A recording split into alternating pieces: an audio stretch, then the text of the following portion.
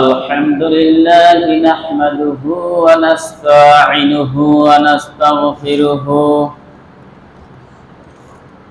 ونعوذ بالله من شرور أنفسنا ومن سيئات أعمالنا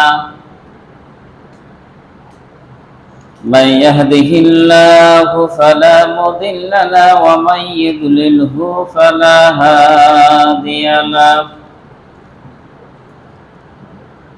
ونشهد أن لا إله إلا الله وحده لا شريك له الذي أرسله بالحق بشيرا ونذيرا وداعيا إلى الله بإذنه وسراجا وقمرا منيرا أما بعد أعوذ بالله من الشيطان الرجيم بسم الله الرحمن الرحيم والعصر إن الإنسان لفي خسر إلا الذين آمنوا وعملوا الصالحات وتواصوا بالحق وتواصوا بالصبر.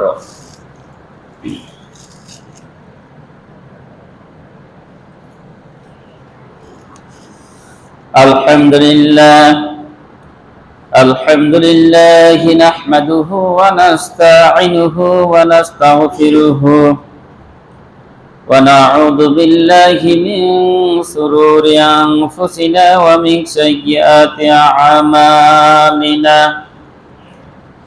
من يهده الله فلا مضل له ومن يضلله فلا هادي له ونشهد أن لا إله إلا الله وحده لا شريك له الذي أرسله بالحق بشيرا ونذيرا وداعيا إلى الله بإذنه وسراجا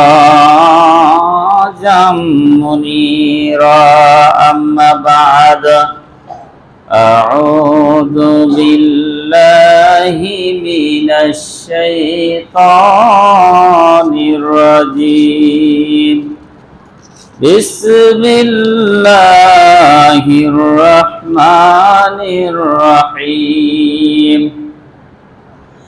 إن عدة الشهور عند الله 12 شهرا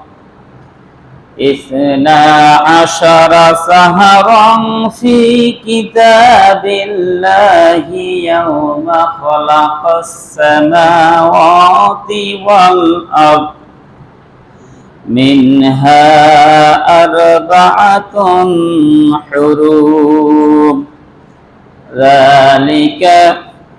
ذلك الدين القيم فلا تظلموا فيهن أنفسكم وقاتلوا المشركين كافة كما يقاتلونكم كافة واعلموا أن الله مع المتقين. وعن أبي قتادة رضي الله تعالى عنه قال قال رسول الله صلى الله عليه وسلم صيام يوم عاشوراء أحتسب على الله আইয়ুকাফিরাস সানাতাল্লাতী ক্বাবলাহু রাহুল মুসলিম। আলহামদুলিল্লাহ, সমস্ত প্রশংসা, সমস্ত গুণগান, সমস্ত সিফতসানা সেই মহান রব্বুল আলামিনের দরবারে, যার অশেষ মেহেরবানিতে আমরা বিগত একটি সপ্তাহ অতিবাহিত হওয়ার পর এই সলাতুল জুমার মসজিদে সুস্থ শরীর নিয়ে আল্লাহ তাআলার ইবাদত বান্দেগী করার জন্য আসতে পেরেছি। এই জন্য সেই মহান মনিবের দরবারে শুকরিয়া জ্ঞাপন করছি। সকলে বলছি আলহামদুলিল্লাহ। লক্ষ কোটি দুরূদ ও তাসলিমা বর্ষিত হোক বিশ্ব নবীর প্রতি। সকলে বলছি সাল্লাল্লাহু আলাইহি ওয়াসাল্লাম। সম্মানিত উপস্থিতি, আমি আপনাদের সামনে 9 নম্বর সূরা, সূরা আত-তাওবা 36 নম্বর আয়াত তেলাওয়াত করেছি এবং রাসূল সাল্লাল্লাহু আলাইহি সাল্লামের অগণিত হাদিস থেকে মুসলিম শরীফের 1162 নম্বর আয়াত আপনাদের সামনে আরবি তেলাওয়াত করেছি। এই আয়াতের পাশাপাশি আরো কিছু আয়াত, এই হাদিসের পাশাপাশি আরো কিছু হাদিসকে সামনে রেখেই আজকের সংক্ষিপ্ত পরিসরে জুমার খুতবা শেষ করব ইনশাআল্লাহ। সম্মানিত উপস্থিতি, আমরা গত জুমায় শুনছিলাম সূরা কাসাস থেকে হামানের ঘটনা। আমরা মুসা আলাইহিস সালাম এবং কারণ যে যাকাত দেননি, আল্লাহর রাস্তায় তিনি যে দান খয়রাত করেননি, কারণ তার কি পরিণত হয়েছিল, তার সম্পদ সহ, তার বিল্ডিং সহ এখন পর্যন্ত কিন্তু মাটির নিচে তিনি ঢুকতেই আছেন এবং কিয়ামত পর্যন্ত কিন্তু তিনি ঢুকবেন। অর্থাৎ ইসরাফিল আলাইহিস সালাম যখন সিংহায় ফুৎকার দিবেন এবং ওই সিংহায় ফুৎকার দেওয়ার মাধ্যমে যে যখন সকল মানুষকে এই পৃথিবী লন্ডভন্ড করে দিয়ে যখন কিয়ামতের ময়দানে উপস্থিত করা হবে, ওই সেদিন পর্যন্ত সে মাটির নিচে ঢুকতেই থাকবে। আল্লাহ রাব্বুল আলামিন ইন্নাল্লাহা আলা কুল্লি শাইইন কাদির, আপনার আমার চর্মচোখ দিয়ে, এই সামান্য ব্রেন দিয়ে এটা খেলবে না।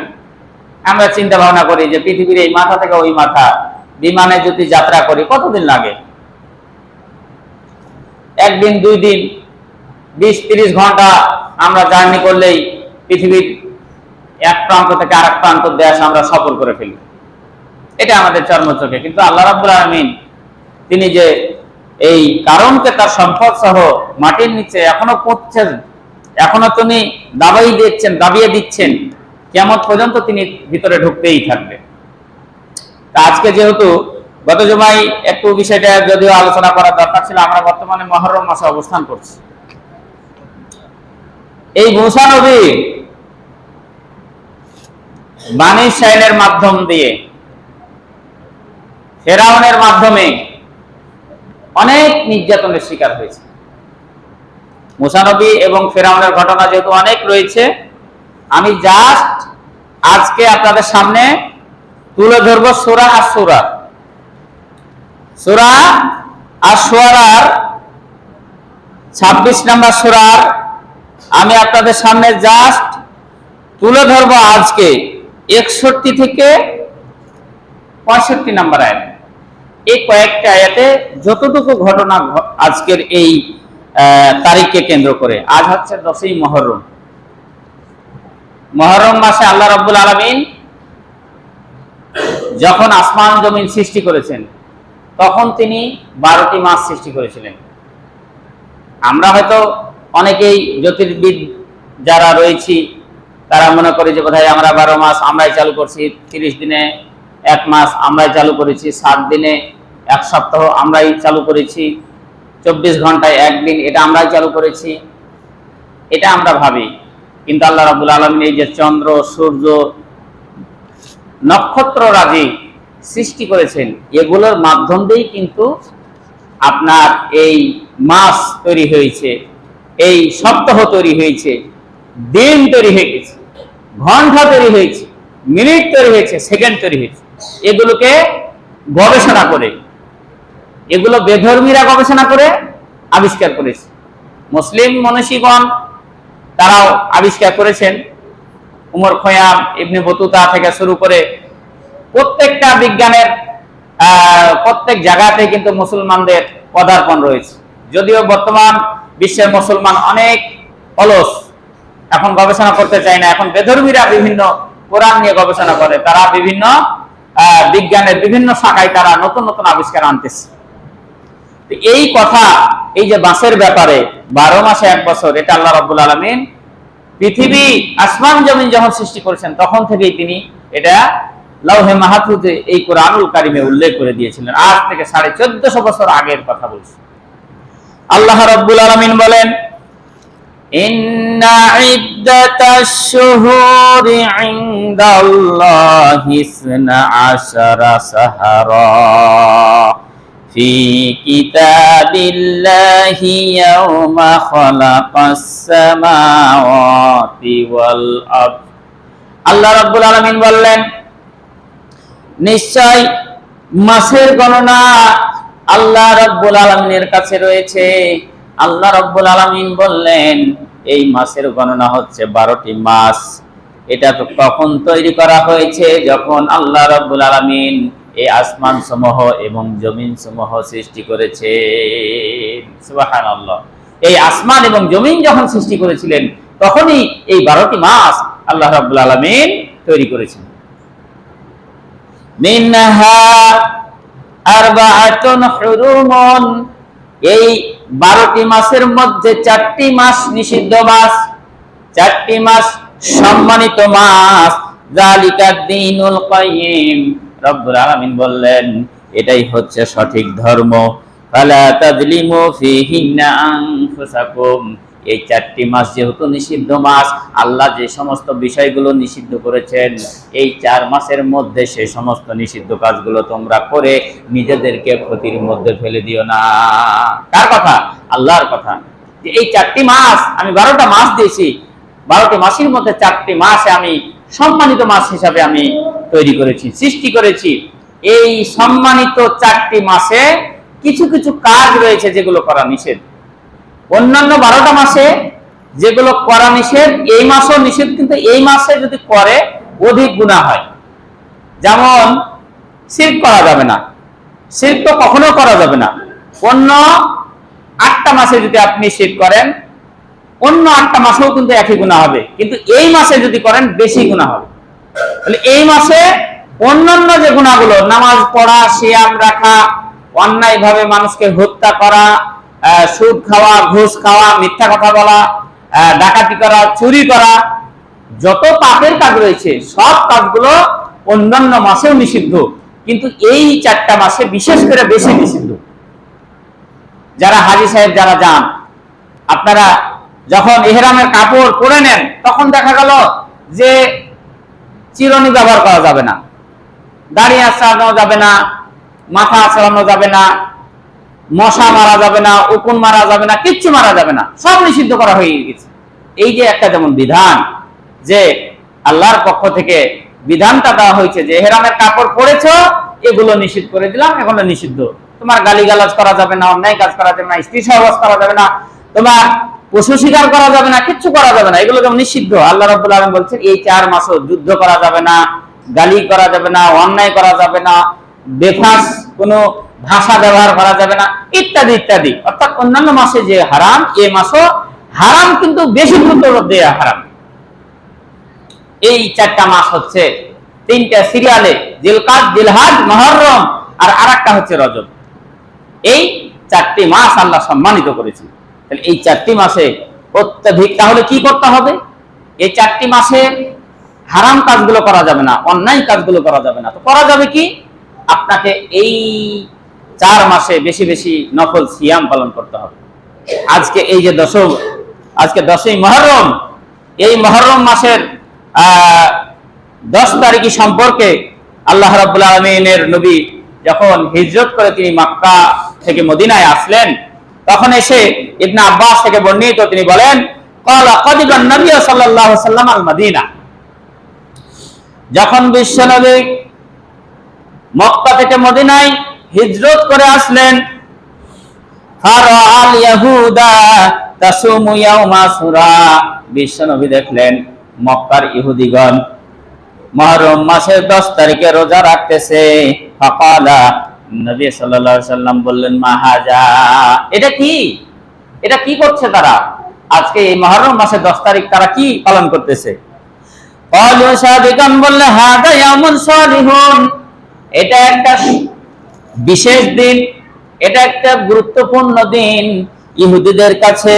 হাদা ইয়াউমুন নাজ্জালাল্লাহু বানি ইসরাঈল মিন আদুওয়িহিম, বিশ্বনবীকে ওই সাহাবীগণ বললেন, ইহুদিদের জন্য এটা একটা বিশেষ গুরুত্বপূর্ণ দিন, কেননা এই দিনে হযরত মূসা আলাইহিস সালাম এবং বানি ইসরাঈলকে ফেরাউন, অত্যাচারী বাদশা ফেরাউনের হাত থেকে নীল নদের ওই পারে নিয়ে গিয়ে রব্বুল আলামিন মূসা এবং মূসার প্রতি যারা ঈমান এনেছিল বানি ইসরাঈল, এদেরকে আল্লাহ রব্বুল আলামিন বাঁচিয়েছিলেন।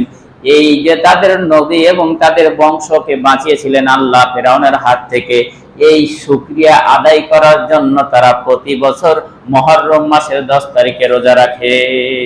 এটা তাদের নবী আপনার মূসার সম্মানার্থে, তাদের বংশ বানি ইসরাঈলকে রক্ষা করেছিলেন আল্লাহ এই ফেরাউন, অত্যাচারী বাদশা ফেরাউনের হাত থেকে। এই সম্মানার্থে তারা এই রোজাটা পালন করে থাকে। বিশ্বনবী বললেন, ফাসামাহু মূসা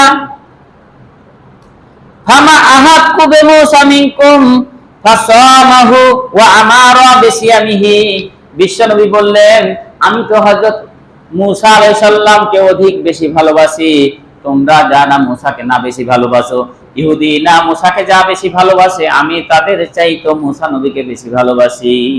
আমি যেহেতু একজন শেষ নবী, আমি যেহেতু নবীদের নবী, আমি এই কাল ওই কাল ইহকাল পরকাল সকলের আমি নেতা, সাইয়্যিদুল মুরসালিন, আনা সাইয়্যিদুল মুরসালিন, আমি যেহেতু সমস্ত নবীদের নেতা, সুতরাং আমি তো এই মূসা আলাইহিস সালামকে অধিক বেশি ভালোবাসি।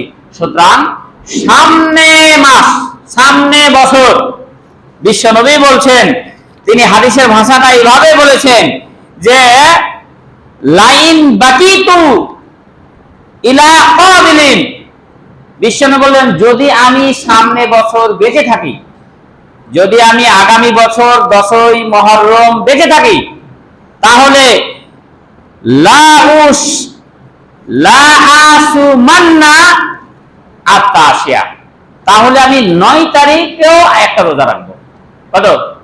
মানে তারা তো শুধু 10 তারিখে রাখতেছে, তাহলে আমি 9 তারিখে আরেকটা রোজা মিলায়া 9 এবং 10 2 দিন রোজা রাখবো, অথবা ইহদা আশারা 10 এবং 11। ইহুদিরা রোজা রাখে 10ই মুহররম, মানে আজকে 10ই মুহররম।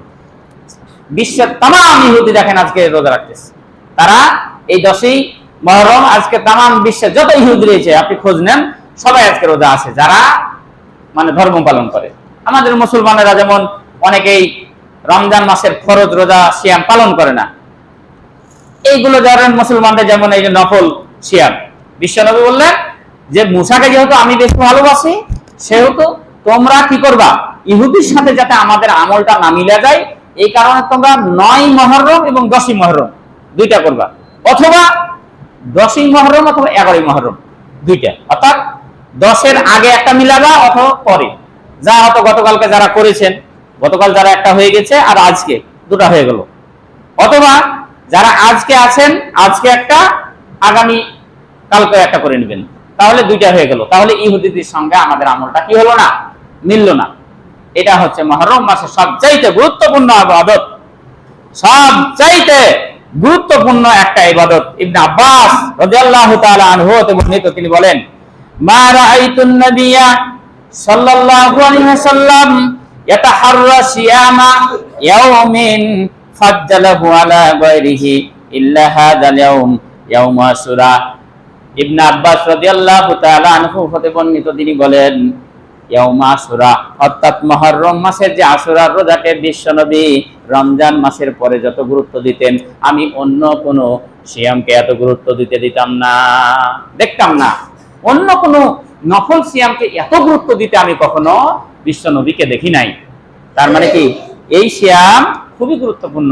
যদিও গত জুমায় একটু আলোচনা করা দরকার ছিল, তারপরও আজকালকার প্রত্যেকের মুখে মোবাইল, প্রত্যেকের ঘরে তিনটাই বাংলা, আরবি এবং ইংরেজি ক্যালেন্ডার প্রত্যেক বাড়িতে আছে। যাদের ভিডিও মোবাইল আছে সবাই কিন্তু জানতে পারে যে আজ আরবি কয় তারিখ, আজকে বাংলা কয় তারিখ, আজকে ইংরেজি কয় তারিখ। ওই যে মোবাইল দেখতেছেন সব আছে দুনিয়ার, অতএব সবই জানা যায়।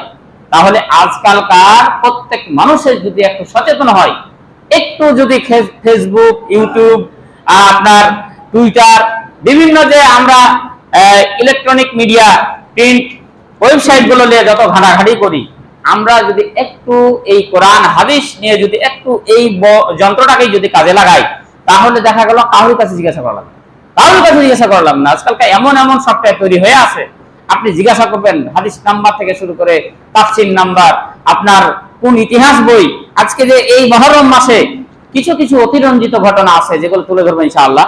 আপনার এই মুহররম মাসের সবচাইতে অধিক কোরআন এবং হাদিসের সহি ঘটনা সেটা হচ্ছে আপনার এই মুসা এবং বানী ইসরাইলের এই ঘটনাটা, এবং কারবালার ঘটনা যে কান্দে কান্দে হুজুরা ওয়াজ করে। কারবালার ইতিহাস, মুহররম ইমাম হোসেনকে যে শহীদ করছিল, এমনকি কোন সহি হাদিসের বরাত দিয়ে এই ঘটনাটা নাই।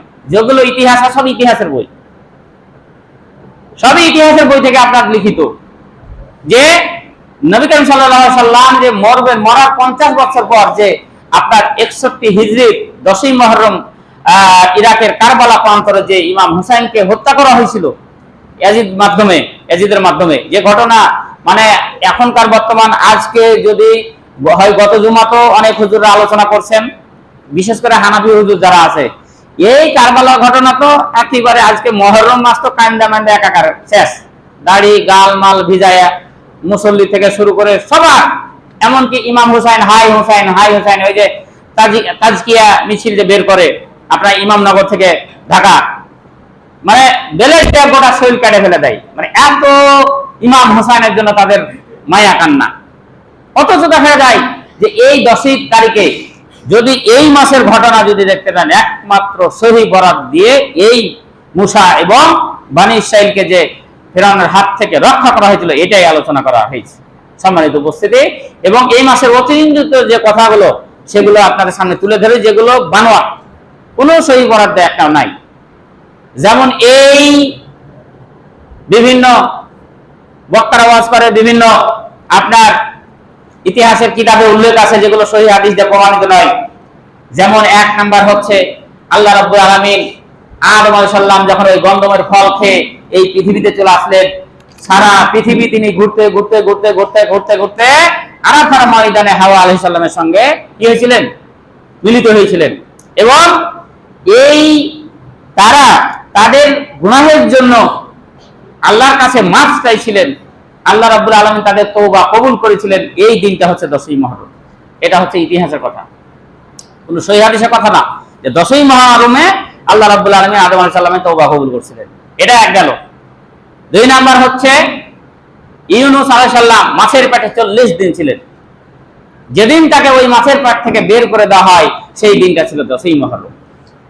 3 নাম্বার হচ্ছে নূহ আলাইহিস সালামের যে প্লাবন হয়েছিল, নূহ আলাইহিস সালামের নৌকা ওই জুদি পাহাড়ে ভিড়ে ছিল, যেই দিন ভিড়ে সেই দিনটা ছিল 10ই মুহররম। এগুলো সব বানোয়াট, এগুলো সবই ইতিকথা, উপকথা, কোনো ভিত্তি নাই কথা, কোনো হাদিস দিয়ে বরাত নাই, সহিহ হাদিসের বরাত নাই, ইতিহাসের বুক। অথচ এই সব ওয়াজগুলো ইউনূস নবীর ঘটনা 1 জুমা চলে যাবে, নূহ নবীর ঘটনা 1 জুমা চলে যাবে, মুসা নবীর ঘটনা 1 জুমা চলে যাবে, আদম আলাইহিস সালামের ঘটনা, এই মুহররমে 4টা জুমা আছে, এই 4টা জুমা সহ আরো কত জুমা চলে যাবে এই শুধু 10ই মুহররমকে কেন্দ্র করে। এবং তাও হয় এমন সুরালা বক্তা, কণ্ঠ ভালো, ওয়াজ করতে কটু, আপনার মাহফিলে এসে দেখা গেল যে এই সমস্ত জাল জয়ীব কথা বলে তারা লক্ষ লক্ষ হাজার হাজার টাকা নিয়ে চলে যায়। আর আপনি আমি কান দিয়ে আপনার দাড়ি গাল মানে চোখ মুখ লাল করে দিই, পোশাক আশাক ভিজাই দিই, এত মানে আমরা মোহিত হয়ে যাই ওয়াজ শুনে, যেগুলোর ভিত্তি নেই। তাহলে কনে বললাম যে আদম আলাইহিস সালাম, ইউনূস নবী এবং নূহ নবী তারপরে তারপরে ইব্রাহিম আলাইহিস সালামকে যেদিন আগুন থেকে মুক্তি দেওয়া হয়, ওই যে আগুনের কুণ্ডলিতে নমরুদ ফেললো, যেদিন মুক্তি দেওয়া হয় সেদিন নাকি ছিল এই 10ই মুহররম। এবং যেদিন কিয়ামত সংঘটিত হবে এই দিনটাও নাকি 10ই মুহররম। অথচ স্পষ্ট হাদিস, কিয়ামত যেদিন সংঘটিত হবে সেদিন হচ্ছে জুমার দিন। হ্যাঁ, কাকতালীয় ভাবে মিলে গেছে, যদিও আজকে জুমা এবং 10ই মুহররম, তাই কি না? যদিও আজকে জুমা এবং 10ই মুহররম, কিয়ামত যেদিন হবে সেদিন হবে শুক্রবারের দিন, সেদিন তো 10ই মুহররম নাও হতে পারে। সম্মানিত উপস্থিতি, তাহলে এই সমস্ত বানোয়াট কথাগুলো আমরা শুনে থাকি সুরালা কণ্ঠে, এগুলো থেকে আমাদেরকে বেঁচে থাকা লাগে। এবং আর একটা ঘটনা, আমাদের নবীর আগের নবীর নাম কি? হযরতে ঈসা আলাইহিস সালাম। এই ঈসা আলাইহিস সালামকে যেদিন দুনিয়া থেকে উঠিয়ে নেয় এবং যেদিন দুনিয়াতে আবার আসবেন, কিয়ামতের আগে আবার আসবেন না, 40 দিন আবার থাকবেন। এই ঈসা নবী নাকি 10ই মুহররম উঠাইছিল, আবার 10 তারিখে তাকে এই দুনিয়াতে আবার নিয়ে আসা হবে, 10ই মুহররম। তার মানে পৃথিবীতে একটাই তারিখ, যেটা হচ্ছে 10ই মুহররম, যত ভালো কাজ রয়েছে এই দিনই হয়েছে। এমনকি আমাদের এই ইমাম হুসাইনকে সহ আপনার কারবালার প্রান্তরে প্রায় 72 থেকে 75 জন, তো 72 জনের কথাই বেশি গুরুত্বপূর্ণ। এবং এই 72 জনের মধ্যে 54 থেকে 55 জন ছিল পুরুষ, এবং মহিলা এবং শিশুর সংখ্যা ছিল 17 থেকে 20 জন। এবং ইমাম হুসাইনের পরিবার ছিল, অর্থাৎ আলী রাদিয়াল্লাহু তাআলা আনহুর পরিবার ছিল এর মোটামুটি 17 থেকে 18 জন। সব পুরুষ মারা গেছিল, সব পুরুষ মারা গেছিল। এবং ওই শিশু এবং মহিলাদেরকে গ্রেপ্তার করে কুফা, পরে তাদেরকে মদিনায় পাঠিয়ে দেওয়া হয়। তো এই যে ইমাম হুসাইনকে কারবালার প্রান্তরে নির্মম ভাবে হত্যা করেছিল ইয়াজিদ বাহিনী, এই দিন 10ই মুহররম ঘটেছিল। যারা এখনো আপনার কারবালার ইতিহাস বা কারবালার ওই ঘটনা মনে করে, এবং যারা শিয়া সম্প্রদায় এরা বেশি এটাকে গুরুত্ব দেয়, এবং তারা মনে করত যে জিবরাইল আলাইহিস সালাম ওহী নিয়ে আলীর কাছে এসেছিল, কিন্তু ভুলক্রমে মুহাম্মদ সাল্লাল্লাহু আলাইহি সাল্লামের কাছে চলে গেছে। মানে তারা এখনো বিশ্বাস করে, ইরানের মুসলমান কিন্তু বেশি শিয়া, তারা এটা কিন্তু বিশ্বাস করে যে জিবরাইল আলাইহিস সালাম ওহী নিয়ে কিন্তু বিশ্ব নবীর কাছে আসেনি, আসছিল কার কাছে? আলীর কাছে আসছিল। ভুল করে যে কোনো কারণে হোক, আমাদের ওই যে অনেক সময় আমরা মোবাইলে টাকা পাঠাই না, বিকাশে ফ্ল্যাগশিপ দিই, যদি একটা নাম্বার এদিক সেদিক হয়ে যায়, টাকা অন্যদিকে চলে যায়। তো ব্যাপারটা ঠিক এরকমই ওরা বোঝায় যে মুহাম্মদ সাল্লাল্লাহু আলাইহি সাল্লামের কাছে আসার কথাই ছিল না, আলীর কাছে ওহী নিয়ে আসার কথা, কিন্তু ভুল ক্রমে যা হোক কার কাছে চলে আসছে? মুহাম্মদ সাল্লাল্লাহু আলাইহি সাল্লামের কাছে চলে আসছে। তারা এখনো আলীকে নবী ভাবে, ওই শিয়া যারা, এবং ওই শিয়ারাই এই কারবালার প্রান্তকে বেশি গুরুত্ব দেয়। এবং এখান থেকে ইমাম কি যেন ইমাম বাড়ি না কি বলে বাংলাদেশের, যেটা ঢাকা থেকে বের হয়, পুরানা ঢাকা, ওখান থেকে আপনার তাজকিয়া মিছিল কি হয়, বের হয়। এবং তারা খুবই গুরুত্ব দেয়, এবং সরকারি ভাবে এই সমস্ত মানে বানোয়াট ইগুলো, যার জয়ীব ঘটনাগুলো সরকারি ভাবে পালন করা হয়। এবং ছুটি তো থাকেই 10ই মুহররম, আপনারা জানেন 10ই মুহররম তো ছুটি। সম্মানিত উপস্থিতি, তাহলে এর মধ্য থেকে যেটা সঠিক সেটাই এখন আপনাদের সামনে আমি তুলে দেওয়ার চেষ্টা করি, যে আল্লাহ রাব্বুল আলামিন মূসা আলাইহিস সালামকে, আপনারা জানেন, আমি সংক্ষেপে করি, যে মূসাকে লালন পালন করেছিলেন ফেরাউনের ঘরে। তারপর ওখান থেকে সে এক কিপ্তিকে হত্যা করে পালায়ে গেল মাদাইনে। মাদাইনে 10 বছর তিনি থাকলেন। ওখানেই শুআয়ব আলাইহিস সালামের কন্যাকে বিবাহ করে তিনি 10 বছর যখন হলো, আল্লাহ রাব্বুল আলামিন বলছে ইদহাব ইলা ফিরআউনা ইন্নাহু তাগা। আল্লাহ রাব্বুল আলামিন মুসাকে বললেন, মুসা তুমি এখন এখানে থাকা তোমার জন্য যথেষ্ট নয়, তুমি এখন আবার মিশরে ফিরে যাও, ওখানে ফেরাউনের কাছে গিয়ে তাকে কালেমার দাওয়াত দাও। সে অবাধ্য হয়ে গিয়েছে, সে ইসলাম বিরোধী কাজ করছে, তাকে বলো এগুলো করা ভালো না, তাকে ইসলামের দাওয়াত দাও।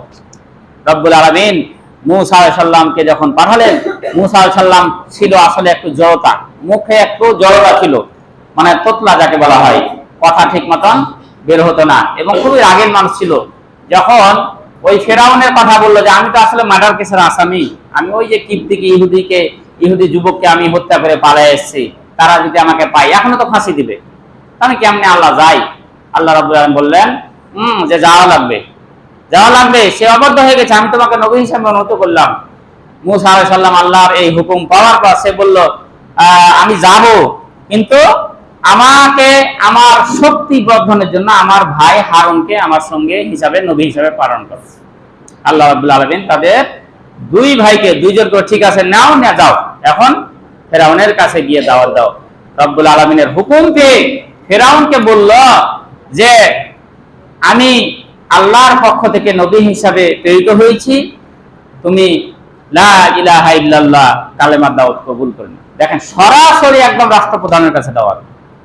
এই জন্য যারা ইসলামের দাওয়াত দিবেন, যারা ইসলামের এখনো দাওয়াত দিবেন, দায়ী হিসাবে কাজ করবেন যে এলাকার সর্বোচ্চ যেটা নেতা, আমার এই ওয়ার্ডের সর্বোচ্চ নেতাকে মেম্বার, আমার এই ইউনিয়নের সর্বোচ্চ নেতা চেয়ারম্যান, আমার এই এমপি এলাকার সর্বোচ্চ নেতা এমপি, এবং আমার রাষ্ট্রের সর্বোচ্চ নেতা হচ্ছে সরকার প্রধান। তাহলে আপনাকে ইসলামে যখন দাওয়াত দিবেন সর্বপ্রথম আপনাকে প্রধানের কাছে যেতে হবে, কারণ ফেরাউন ছিল ওই সময়কার নিজেকে আনা রব্বুকুমুল আলা, সে বলল আমি সবচাইতে রব, আমি হচ্ছে প্রভু, আমি হচ্ছে খোদা। কে ওই যে আমি বাদ দিয়ে যে কেউ ইলাহ হয়েছে এটা তো আমি জানি না। মা আলিমতু মিন ইলাহিন গায়রি, আমি ছাড়া যে কোনো ইলাহ আছে এটা তো আমার জানা নাই। আল্লাহ রাব্বুল আলামিন হযরত মূসা আলাইহিস সালামকে ফিরআউনের কাছে দাওয়াত দিয়ে পাঠিয়ে দিলেন। মূসা আলাইহিস সালাম এবং হারুন আলাইহিস সালাম ফিরআউনের কাছে গিয়ে দাওয়াত দিলেন, ফিরআউন রে, আল্লাহ রাব্বুল আলামিনের কথা মেনে নাও, আল্লাহ রাব্বুল আলামিন যেই পথে তোমাকে চলতে বলেছে সেই কথা তুমি মেনে নাও। এই পৃথিবী যিনি সৃষ্টি করেছেন, এই মানুষ যিনি সৃষ্টি করেছেন, আসমান জমিনে যা কিছু রয়েছে সমস্ত কিছু যিনি সৃষ্টি করেছেন তিনি হচ্ছেন রব, এই রবকে তুমি মেনে নাও। ফিরআউন মূসা আলাইহিস সালামের কথা শুনে অগ্নিশর্মা হয়ে গেল, রাগান্বিত হয়ে গেল। মূসা আলাইহিস সালামকে বলল আমার রব্বুকুমা ইয়া মূসা, এই রবটা আবার কে? মূসা, এই রবটা আবার কে? তাকে ফিরআউন মূসাকে জিজ্ঞাসা করলো এই কোন রবের দাওয়াত দাও তুমি? আমি তো নিজেই রব, আনা রব্বুকুমুল আলা, আমি তো নিজে রব, তুমি আমাকে কোন রবের দাওয়াত দাও?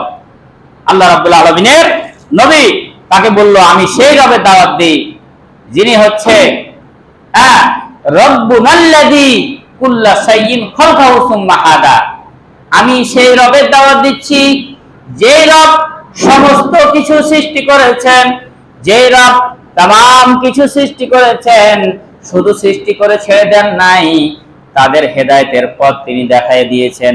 আমার ভাইরা, আমরা যে মানুষ রয়েছি, আমরা কোন পথে চললে সঠিক পথে থাকব, কোন পথে চললে আমরা জান্নাতে যাব, কোন পথে চললে আমরা জাহান্নামে যাব, এই কথা কিন্তু আমরা কোরআনের মাধ্যমে জানছি। ওই আল্লাহ এই কোরআন নাযিল করেছেন।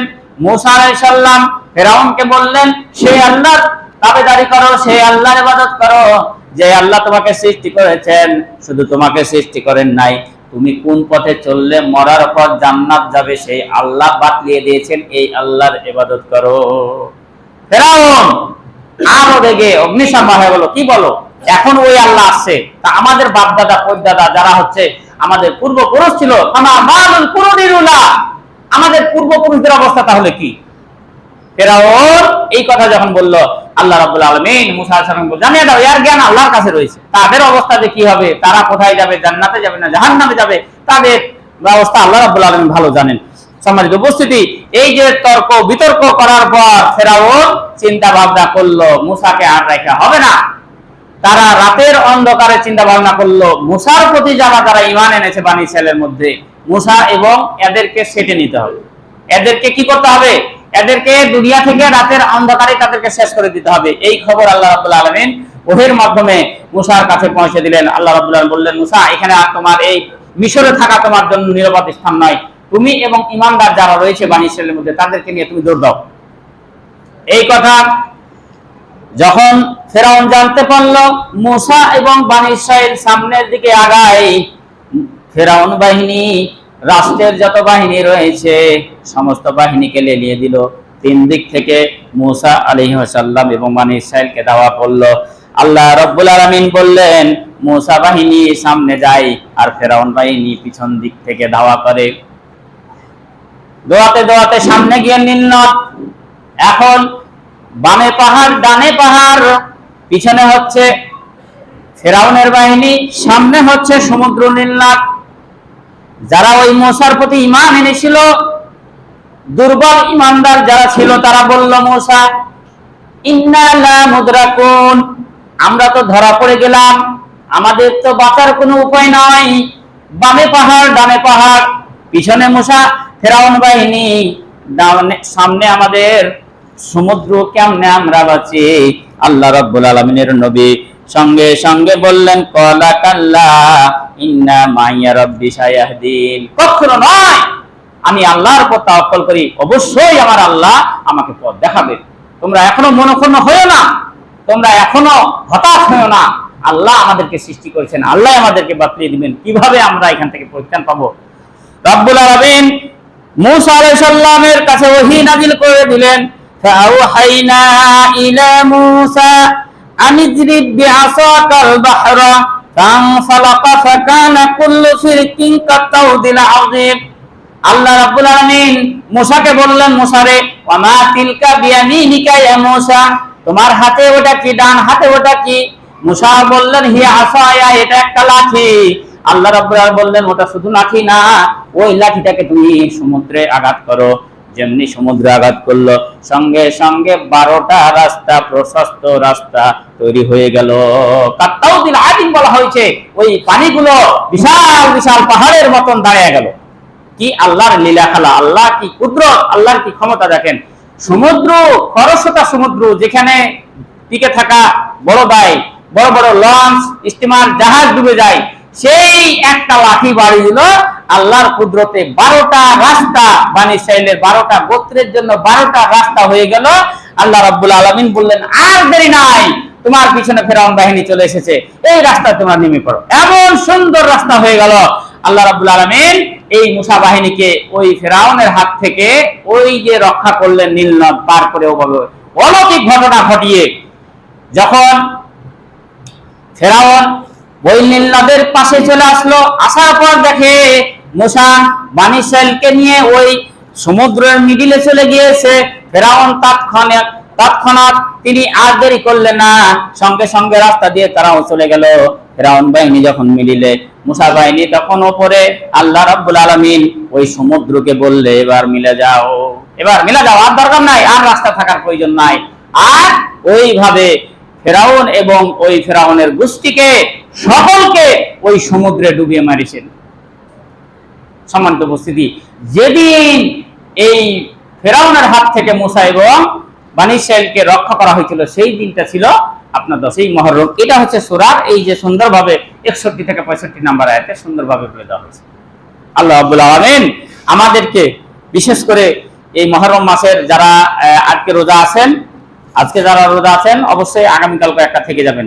আর যদি না থাকেন, বাইচান যদি এইবার নাই হয়, আপনারা চেষ্টা করবেন সামনে, অবশ্যই সামনে বছর আপনার 9 এবং 10 অথবা 11 এই 2টা করে রোজা আপনারা রাখার চেষ্টা করবেন। আল্লাহ পাক আমাদের সকলকে যেন মুহররম মাসের আরো অনেক আমল রয়েছে, যেমন কোরআন তেলাওয়াত করা, দান খয়রাত করা, যত আপনার তওবা তাহলিল করা, আল্লাহর কাছে ইস্তেগফার করা, অনেক আমল রয়েছে যেগুলো করা দরকার। 5 ওয়াক্ত ঠিক মতো নামাজ পড়া, ফরজ সালাত আদায় করা, ফরজ রোজা আদায় করা, নফল রোজা আদায় করা, নফল সালাত আদায় করা, মানে অনেক আপনার আমল রয়েছে। আল্লাহ পাক আমাদের সকলকে যেন এই সমস্ত আমলগুলো করার তৌফিক দান করেন। এই আশা ব্যক্ত রেখে সকলের সুস্বাস্থ্য কামনা করে আজকের সংক্ষিপ্ত বক্তব্য শেষ করলাম। আমা আলাইনা ইল্লাল বালাগ।